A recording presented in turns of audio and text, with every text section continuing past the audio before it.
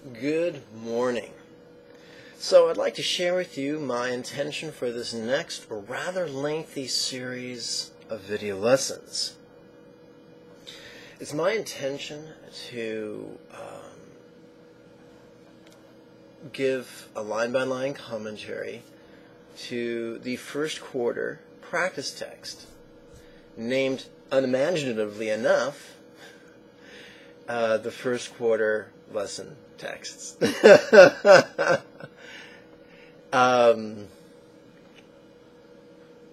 This is going to take quite a while. Each lesson will be divided up into parts. Each video will be one part. For instance, lesson 1, part 1, lesson 1, part 2, lesson 1, part 3, blah, blah, blah. If this is your only encounter with the teachings, then by all means, explore the links below the video, and you'll find free resources where you can download the latest free PDF of the lesson text whose commentary I'm giving. Every time a new video is uploaded, the practice text is changed, even to something as little as adding a new link. So it behooves you, if you have any interest in this subject, to, at the end of every at the end of every lesson, to download the latest version of the practice text. After all, it's all free.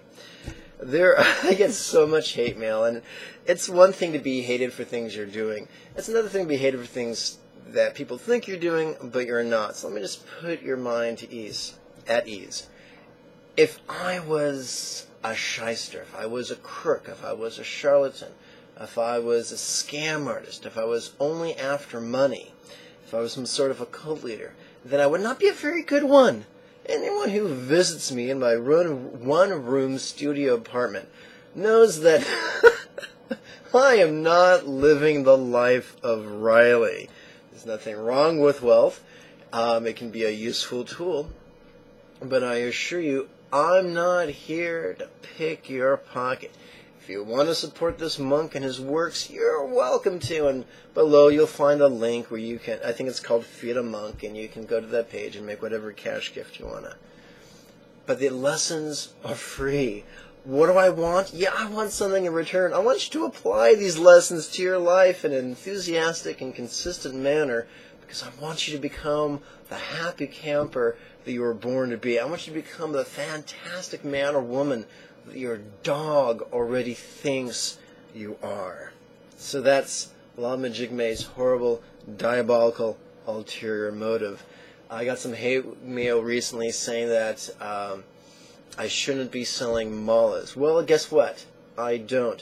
On my website, I recommend the links to vendors who sell Dharma supplies. And guess what they give me? Nothing! Not even a grant. My mala, people who sell malas and counters, or I should say what's it called? The vendors who sell the malas and counters don't give me a kickback, don't give me a commission. I have their products listed because I was really impressed with their usefulness and their quality and their price. I found they're the least expensive, quality, useful malas I've found, and I sell. And in a different lesson, I'll go into greater detail. But most people's problems they have with me are not based on who I am or the results they get from my teachings. Most people's problems with me are simply that I stand in stark relief, stark contrast to their preconceptions. And if that's the case, I'm probably the least of their problems, because they're probably going through life rigidly grasping their preconceptions with white-knuckle intensity. That type of rigidity does not lend itself to wisdom or resilience or peace or joy. Friends, you may begin your journey on the spiritual path with rigidity, the rigidity of fundamentalism, but you will not complete it. That's how I began my journey. But in order to go beyond the 6th bhumi, in order to go beyond the 9th bhumi, we have to shed that which holds us back. In order to climb a ladder, you have to let go of the previous rung. to reach out for the next rung. I can't tell you how many would-be spiritual students I've encountered who are so enthralled with their previous accomplishments. They could not set their gaze, their intention upon their next accomplishment, no less take action to accomplish it or achieve it. We don't wish to be redundant now, do we? Of course, I can't use the phrase redundant without thinking about an old acquaintance. His name was Dave, I think it was Feldstein. He was really funny, much funnier than me. He once said, "Hello, Department of Redundancy Department." That was really, really funny. I just love that. So I try not to be redundant. So for today's lesson, we're simply going to look at the very first line of the title page of the lesson texts for the first quarter. And the first line reads, Chenrezig Zig and his disciple, Lama Jigme Gyatso Rimen Mane Patantrikas, apostrophe S, possessive S. And then beneath that it simply says the name of the text, lesson texts. So I'm going to discuss this first line over the course of 2 videos. Let's discuss the second half of the line right now. My name, Lama Jigme Gyatso. Lama is simply the Tibetan version of Guru. There are many people who would translate either Guru or Lama as he who is weighty with spiritual qualities, inferring that it's more than just an intellectual achievement, but both an intellectual and a mystical achievement, or an intellectual, a scholarly, and a yogic achievement. In other words, someone becomes a Lama because they've understood and studied and also practiced and applied and consequently been transformed. But let's face it, any dolt can call himself Lama or Guru or Bhante. I can't tell you how many people will insist that anyone who goes through a 3-year, 3-month, 3-week, 3-day retreat is worthy of the title Lama. Folks, there are others who insist that a person would qualify someone to be a Lama is the fact that his teachers and his peers agree he's a Lama. But that is not what Buddha taught. Buddha taught what doesn't qualify a teacher. What doesn't qualify a teacher is his beauty, or his charm, or his popularity, or his affluence. What does not qualify a teacher is our logic or our intuition. No. The only thing that makes or breaks a teacher is the efficacy of his instruction. So it's simple when approaching any teacher. Here's what you do. Number 1, suspend judgment. Number 2, receive teachings. Go attend a class, for God's sakes. Number 3, apply the instructions you learn in the class once every morning and once every day for no less than 6 consecutive days. Folks, if you can't do that, the teacher in question is the least of your problems. Step 4, engage your judgment. Step 5, notice your results. Did you like your results? If you got horrible results, if your results were sucky, if your results were craptacular, then go find a better teacher. But if you had got favorable results, then return to the teacher and receive more instructions. It's just that simple. I can't tell you how many angry white people have metaphorically grabbed me by the lapels and shook me and demanded, "What makes you worthy to teach me?"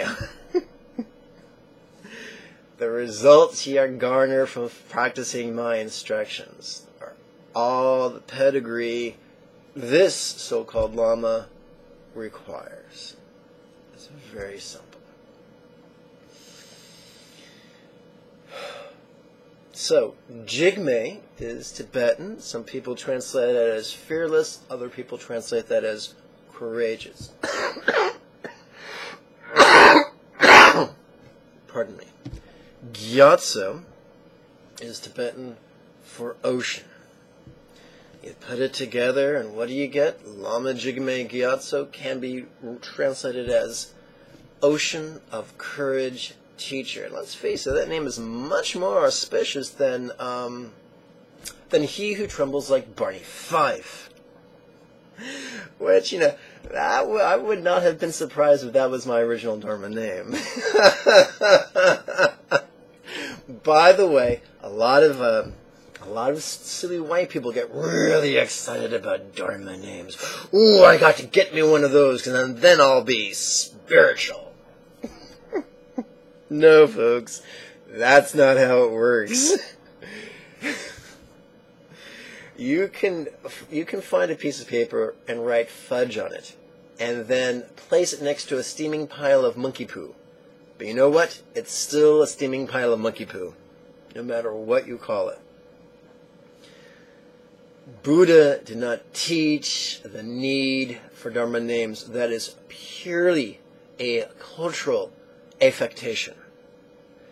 I definitely do not give Dharma names because it just confuses people and causes them to put on airs.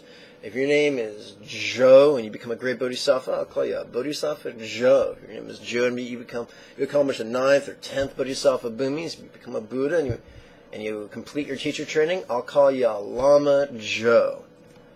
Gonna keep it simple, just like KISS, keep it simple, silly.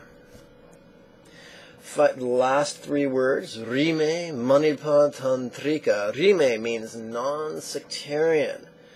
And there have been great saints in the history of Tantric Buddhism who were all about being non-sectarian and simplifying the spiritual path. One of my favorite quotes on the back wall of my apartment reads, it's by Albert Einstein. We gotta put my glasses on if I want to read it. Any intelligent fool can make things bigger, more complex, and more violent. It takes a touch of genius and a lot of courage to move in the opposite direction. Albert Einstein. So, there have been great saints who were into the simplification and the streamlining of the spiritual path. Of those, a subset of those were the Manipas, those who really tried, in the name of simplification, tried to limit their practice to just one Buddha and one mantra, and really the essentialization of all the intellectual and mystic practices. Literally, Manipa means person who is defined by the recitation of the Mani, or in other words, a devotee of the Buddha of compassion. And Tantrika, in this context, means someone who practices not just the intellectual trainings, but the mystic trainings as well, including both sexual and non-sexual tantra. Don't worry, that doesn't mean I'm going to show up on the next video naked. The tantra I teach is what I call the inner game of tantra, the tantra that goes on between your ears while you're making love with your sweetie. And we'll explore that in a future video. So there you have it. Lama Jigme Gyatso Rime Manipa Tantrika. Ocean of Courage Teacher, the non-sectarian Tantrika who is defined by his relationship with the Buddha of Compassion, whose mantra is Om Mani Padme Hum. So there you have it. Let's see, this video has been about 13 minutes, and that's plenty for the first day. Pardon me. In the next video, I intend to explore my relationship with Chenrezig, the relationship I would like to give you with Chenrezig, and some of the neat things you could experience along the way. So, there you have it. Let me get myself all coordinated here. Okay, so, before I go, please click subscribe so you can be notified by email the next time I put up a video. Please click the button like. That'll reveal some social networking buttons. Please click those so you can share this with your friends. Let's see. Oh yeah, below the video there's some links so you can download your free PDF, so you can sign up for the next series of weekly webinars. Get your ass in class, my friend. Next series of weekly webinars begins Saturday, the 6th, no, I take that back. It begins September, Thursday the 6th of September at 6 p.m. Pacific Standard Time, or Pacific Daylight Time. And, of course, it's a webinar. So, I mean, if you're in San Diego County, of course, you're invited to come in. But if you're not in San Diego County, like most of my students, just tune in for the webinar, and it really is a lot of fun. So I look forward to working with you then.